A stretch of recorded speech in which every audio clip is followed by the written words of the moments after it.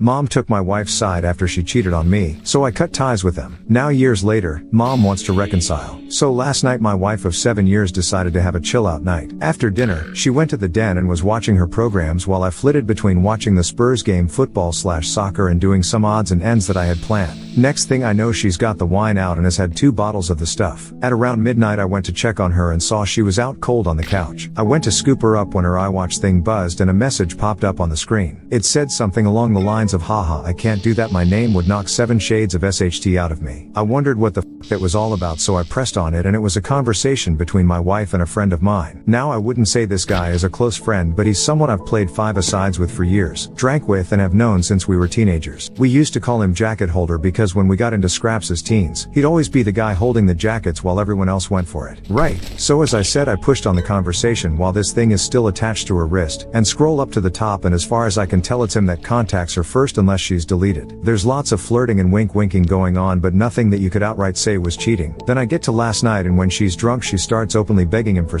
I couldn't believe my fucking eyes. I'm paraphrasing here because I can't remember the exact words, but she was saying like how much she had always wanted him, how no one would ever find out if he did want to do something, and the last one that killed me, that she was great at keeping secrets. I tried to scroll on her watch but couldn't find any other messages, and I don't know her phone passcode. I put her in her bed and just sat in the kitchen in shock until I fell asleep, then got up for work at about 5:30. When I went to get in my work van I just slunk down on the wheel and realized I couldn't face it, so I went back in the house, grabbed a half-drunk bottle of vodka, filled it to the top with Coke and went on a walk down the railway line. We live beside a lot of woodlands and a disused railway line that goes for miles, and I've walked about half the length of it. I'm sitting under a railway bridge like a troll right now, just seething at the whole thing. You'd probably think there's a fire going from a mile away due to the steam coming out of my ears. So what do?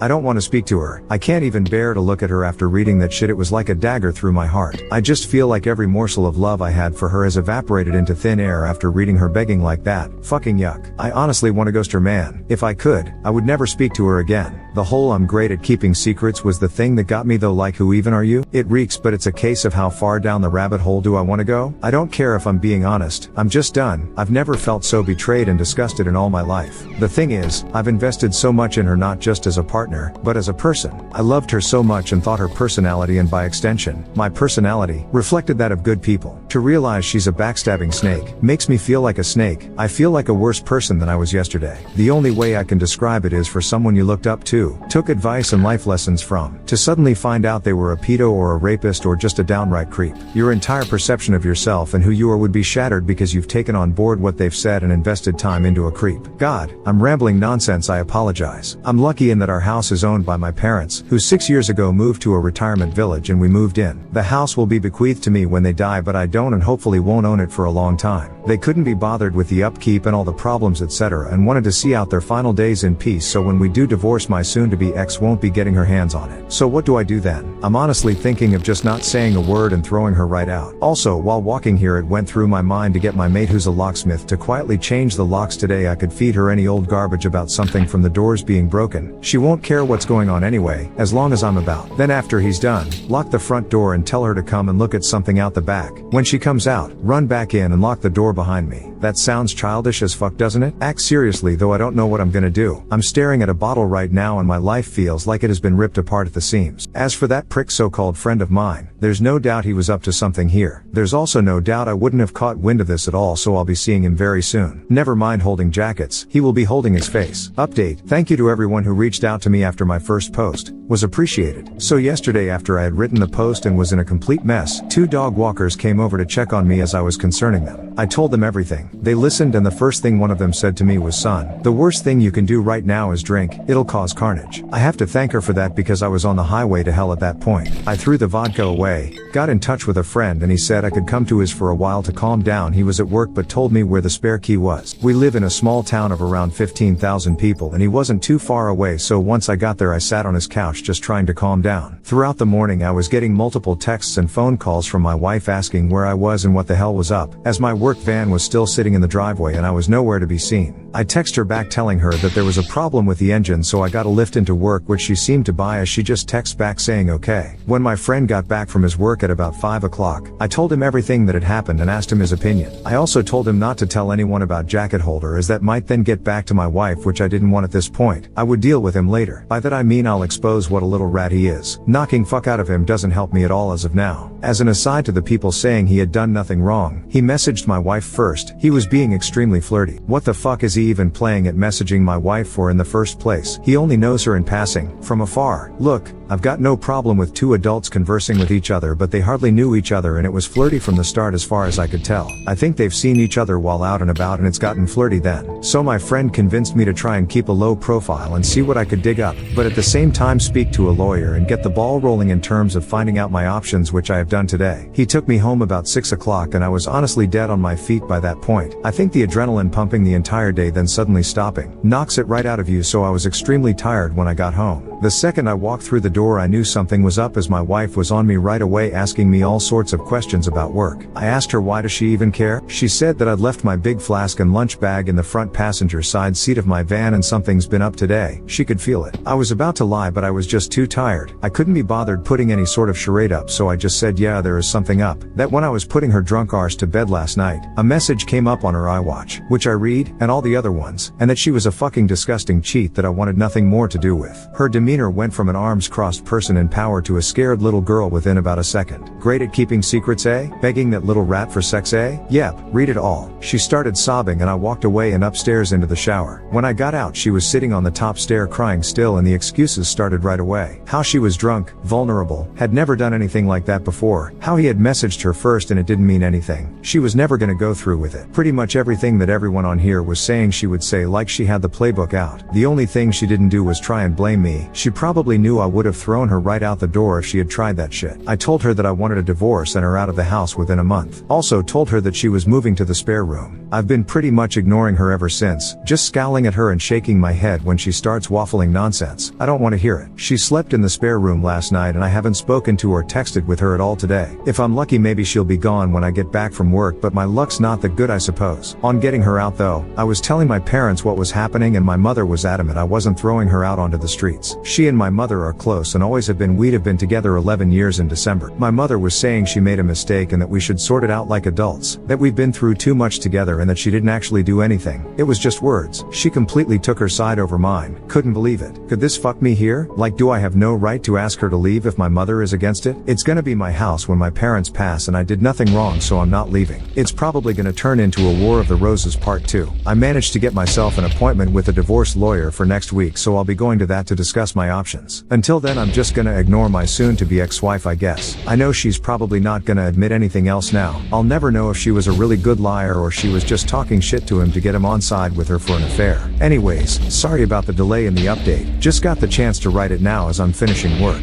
Well, back to the funhouse, I guess. Update 2. Hi, I thought I'd give an update since a lot of people have been personal messaging me asking for one. It's now been 20 days since I found out my wife was trying to cheat on me with my friend and the situation has become hellish. I gave her a month to get out and she's been sleeping in the spare room, but it's clear now she doesn't have any intention of going after she got in the ear of my mother. She doesn't have anywhere to go at any rate, but that's not my problem. I've seen my divorce lawyer multiple times, and am now in the process of drawing up a divorce petition and having my wife serve divorce papers. I've also opened my own bank account and taken 50% of the balance from our shared account. The atmosphere around the house has been weird, to say the least. The living room has turned into a no man's land where no one frequents, as we both spend the majority of our time in our rooms. I've also intentionally been working late a lot so I don't have to interact with her much. I had been completely ignoring her, but after reading about the 180, have started implementing that and been civil if a little cold towards her. I'm so glad I did this, as I was beginning to feel like a monster refusing to acknowledge her existence. It was not the right way to behave and I ended up feeling like the one who had wronged her, rather than the other way around. The only time I broke from the 180 was when I walked into the bathroom last week and she was sitting on the floor by the bath crying. I helped her up and instinctively hugged her, though it was more of a there type hug than one with much love attached to it. The sad thing is that I'm so suspicious of her now, that I wouldn't put it past her to be waiting on me coming in so she could put on a performance. The thing is that probably isn't even true, but this is the sort of shit that's going through my head in this environment. It's just toxic. She's been crowing about how she'll do anything and everything to save this marriage, anything to prove to me that it was just a silly mistake, so I brought up a lie detector test. I don't plan on ever getting one done, wouldn't even know where to start. I just wanted to gauge her reaction. She was all for it. Well, until a few hours later, when she came to me, tablet in hand, going on about how inaccurate they are, and that anxiety and nervousness can throw up false readings, and with her and her anxiety disorder and all. I just laughed, wasn't even a normal chuckle either. It started as a bit of a cackle and ended in a childish giggle. It appears she would do everything to save this marriage. Well, everything except take a lie detector test, that is.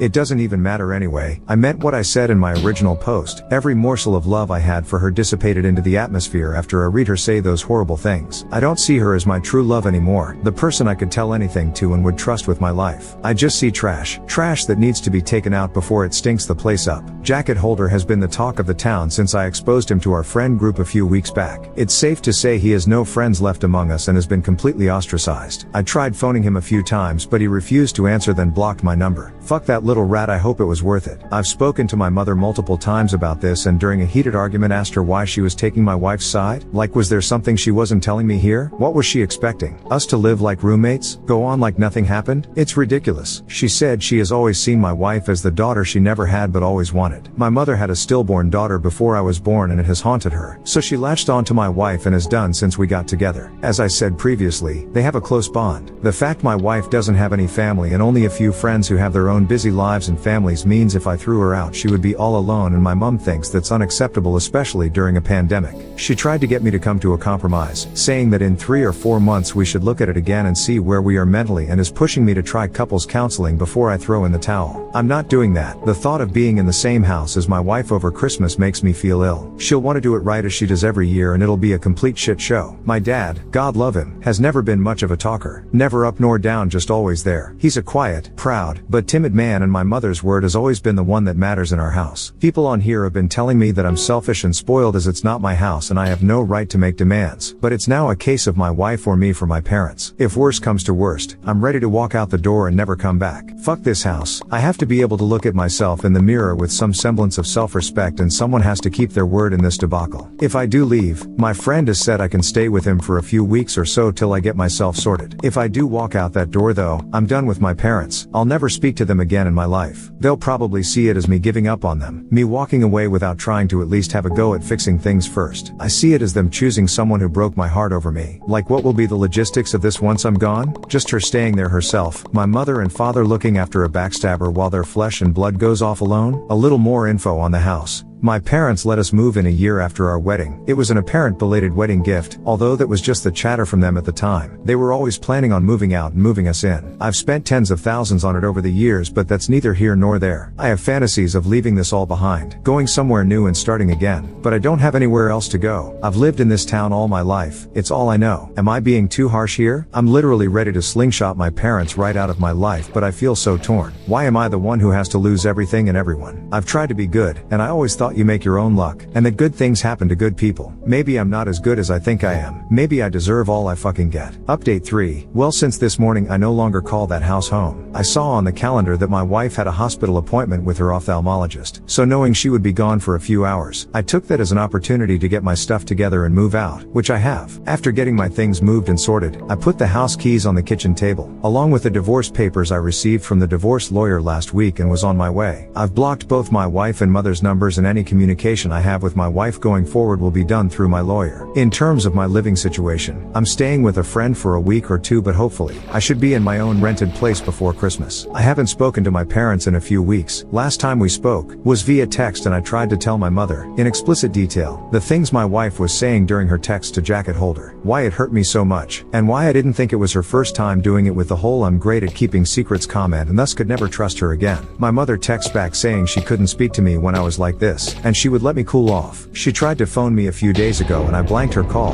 and has said a bit further up, since today have blocked her number. I feel so let down by my parents, and at this point, it almost feels worse than the original betrayal from my wife. The way I'm feeling right now, I don't think I'll ever speak to them again. I think in times of strife, you look to your family to be strong for you, to be a rock and give you, the wronged one, support. My parents have been weak. They've made me feel like the one in the wrong, like I'm overreacting, and it's me that's ripping this family apart. Well, it's not. I never asked them to move mountains for me, just move my cheating wife out of the house, and they made their choice. My father also had the chance to put his foot down for once in his life and stand up for me, but didn't. You make your choices and you live live with him, I guess. Reading some of the comments on here from my previous posts, people have been saying things like, I threw in the towel so easily. I was looking for a way out and didn't love my wife because I didn't try hard enough to save things, but that's not true. I loved my wife more than anyone on this earth, and I was broken when I discovered what she was doing. I think we all have boundaries, and once those boundaries have been crossed, things change irrevocably. When I read those horrible texts, something changed inside of me. I fell out of love with her, like being snapped out of a spell in the movies. Anything tried after that is just delaying the inevitable. I have to say that I'm interested in the whole dynamic of their relationship now that I'm gone. Like, are my parents gonna continue supporting her knowing that it has finished their relationship with their son? As for me, I'd love to travel. My wife hated flying, so most of our holidays had been to southern England, the likes of Newquay and Torquay and Cornwall and Devon, so it would be great to travel abroad again. The last time I was abroad was when I was 20 for a mate's holiday in Greece, so 13 years ago. I'd love to see a bit of America, so once this pandemic calms down, I've definitely got my sights on the States. Update 4. It's been over 7 months since I first posted on Reddit, and I honestly thought that was it for me, as I didn't need any more advice. I had made my decisions and done what I said I would. But I got a phone call this morning that has dragged me back into the mire. I have moved 15 miles away, changed my phone number, and am still in the process of divorcing my wife. She has completely ignored all the requests from my divorce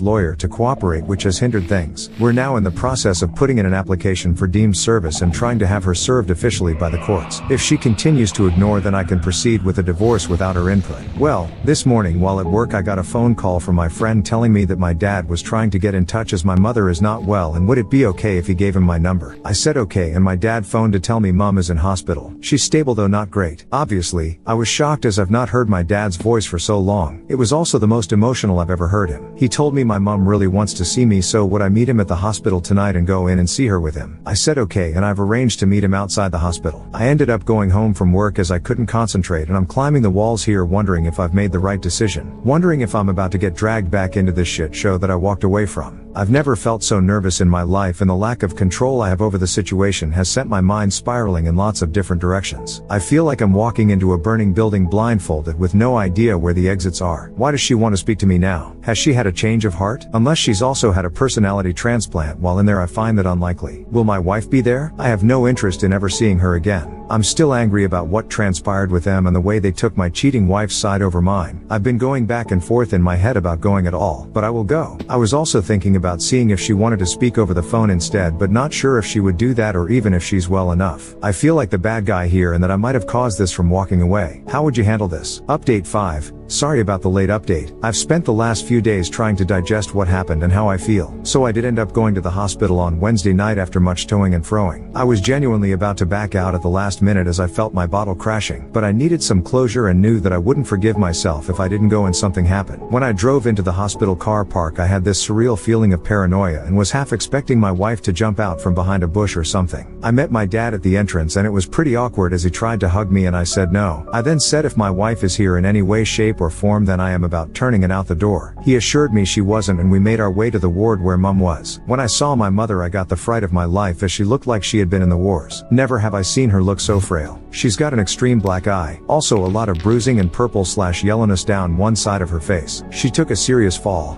broke 2 ribs, shattered her elbow and banged one side of her head/face on the ground. So elbow, ribs then head in that order as she went down. She looked zombified but perked up when she saw me. She told me how much she's missed me and that she wasn't sure she'd ever see me again. I told her if she had really wanted to get a hold of me she could have done. We spoke for a bit about what exactly had happened and how she was down for a few hours before my dad found her. Also that she was determined to get back to normal and mend bridges with me. I brought up my wife and that I had been pushing for a divorce but she was either ignoring the letters or wasn't getting them, so I asked if she's still in the house. Mom admitted she was and dad started to look uncomfortable. I just looked away in disgust. Mom started saying how lost my wife is without me and that she's not in a good way. I knew then that nothing will change. She's not had an epiphany or seeing things from a new perspective. She just wants the status quo back. She said that the house is my home and always will be. But I told her I don't want it. It means nothing to me anymore and all it holds are bad memories. I stayed for under an hour all in all. When I left I said if I want to get in contact I will, but don't be waiting over the phone for me to call, as you might be waiting a while. When dad walked me out he asked if I would keep in touch with him and I said I would. Whether that's right or wrong I don't know. Time will tell. When I got home my emotions were a bit all over the place, from sadness to anger, but I'm glad I went. Couldn't help think about my wife as well, and what she once meant to me. It'll never not hurt. When I think about everything that's happened in the last 7 months, it It honestly doesn't feel real. The speed at which everything fell apart was just spellbinding. I know life comes at you fast, especially when you're not paying attention, and I wasn't paying attention. It was just sheer luck I found out about her trying to cheat on me. Cosmic coincidence. Nothing more. I never saw the signs or put everything together. I just saw something on her watch and it tore my fucking life apart. I know now that it wasn't the only time. I know it in my heart. I see what she is and feel no love for her, only contempt. I feel she stole the best years of my life. When I think about all the good times, they're just soured. It feels like someone else's life, not mine. My friend was saying I should see a therapist or something to try and let everything out, or else this will fundamentally change who I am and the way I build relationships going forward. That's something I'm going to do, I think, as I do feel a bit broken inside. The last 7 months have been the worst of my life, but I'd rather they happen than been kept in the dark. I'm just hurt that it happened the way it did, but you can't choose the way someone fucks you over, I suppose. You just have to learn from it. I remember reading about loyalty being the most undervalued character trait, and I see that now. It's probably because you don't really know if someone is truly loyal to you until, well, they're not. It's not something you deal with every day, but now more than ever, I know how important a trait it is. Hi, so I thought I'd post an update to my previous post, as quite a few things have happened. Update 6. Hi, so I thought I'd post an update to my previous post, as quite a few things have happened. Firstly, I'm now in the home stretch in terms of divorce from my wife. She has signed the divorce papers and sent them to my divorce lawyer, so all that's left now are the formalities. She sent me a message via my dad, where she said she's sorry for not letting me move on, that she thought she could save things but now she knows she can't, and she has to move on for her own well-being. I thank her for seeing sense. She doesn't want anything in the divorce and said she's going to move out of the house when she can get on her feet, which I'm okay with. In terms of my mother, I haven't spoken to her yet, but my dad said she's doing a lot better after getting out of the hospital and getting some normality back. I don't know how things will pan out with them, but I've said that if the house is going to be mine, then I want them to put it into my name now, to give me some security, then we can start trying to build bridges. We'll see how that goes. My biggest battles ahead are in my head, and trying to get over everything that has happened. The brain is a wonderful yet frightening thing. To give you an example, I can still taste the truffles I scoffed then threw up at my grand's house when I was like 5. I've never eaten truffles again, but I can still taste those fucking things 30 years later when I think about it. What I'm getting at is I don't want to harbor thoughts, feelings and opinions about everything that's happened 30 years down the road. I don't want to be one of those older people who's had everything good knocked out of them by the pain of life. You often hear about those people, how they used to be good, kind or funny, but somewhere along the line, they've had experiences that have forever changed them, turned them into a person they never wanted to be, and all that's left is pain. I don't want to be that person. I have to let this pain go before it consumes me. I have started therapy and spoken to a psychiatrist both over the phone and in person, and it has helped me a lot to speak candidly about everything, if only for a little while. My psychiatrist also said something to me that really struck a chord. When I was moaning about how my best years were behind me, she said, "Your best years are the years you've got left." What I think she meant is the past is gone. It doesn't exist, except in your mind, but the here and now does, and you can choose to make the most of it, or live in a past that isn't real to anyone but you. It's definitely a phrase I'm going to try and remember when I feel down. I said in one of the previous posts that I wanted to travel, and that is finally happening. My friend has committed to coming with me, and we're booking a flight to New York at the beginning of October for a week. Really looking forward to it. Always wanted to see New York when the leaves change. Reminds me of that movie You've Got Mail. I want this to be just the beginning of my adventures in terms of traveling. I want my latter 30s to be littered with memories from escapades I've had abroad. Well, that's the plan anyway. All I know is that for the first time in what seems like a long time, I'm waking up with hope in my heart and walking with a spring in my step. If that's not progress, then I don't know what is. Final update.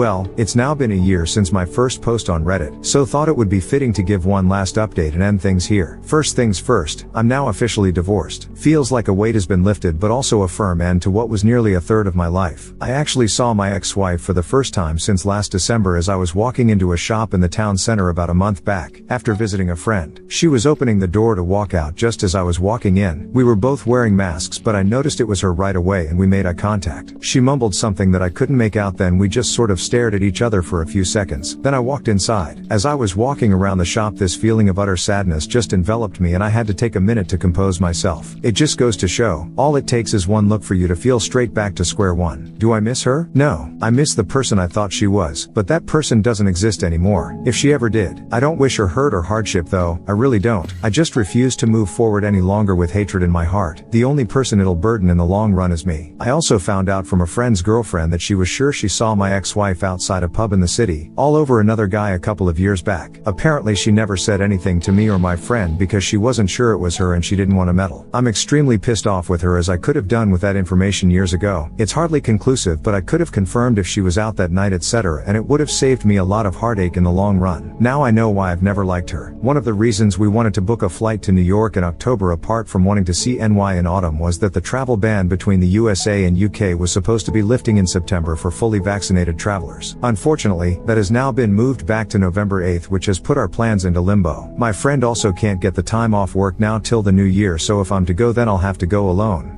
which is a bit shit since we were both invested in going together. I'm pretty set on going in the new year with him, though I'll have to think things through more thoroughly. One thing this pandemic has consistently been able to do is throw up curveballs, so I really can't complain or say I'm surprised. I'll get there though, by hook or by crook. This is just the start of my journey in that regard, remember? I'm struggling when it comes to my parents, and that all I feel towards them is complete apathy. I'm just having a difficult time feeling anything, and no matter how hard I try, I don't think that'll change. My dad has tried to build back the relationship again, but I just don't care anymore. That might sound harsh, but it's the truth. I said in my last post that I wanted them to put the house in my name, though I haven't followed up on that. I think I was just angry at the time and wanted to assert some dominance at the outset of our conversations, but I really couldn't give a fuck about that house. I think I would rather live in the house from Nightmare on Elm Street than there. It wouldn't change anything anyway. It can't turn back time unless it's turned into a time-traveling house since I've gone, or circumvent what they did. It's just the sad consequence of the choices they made. To anyone out there thinking of forgiving a cheater, please don't, I implore you. You're flogging a dead horse. Don't be that person,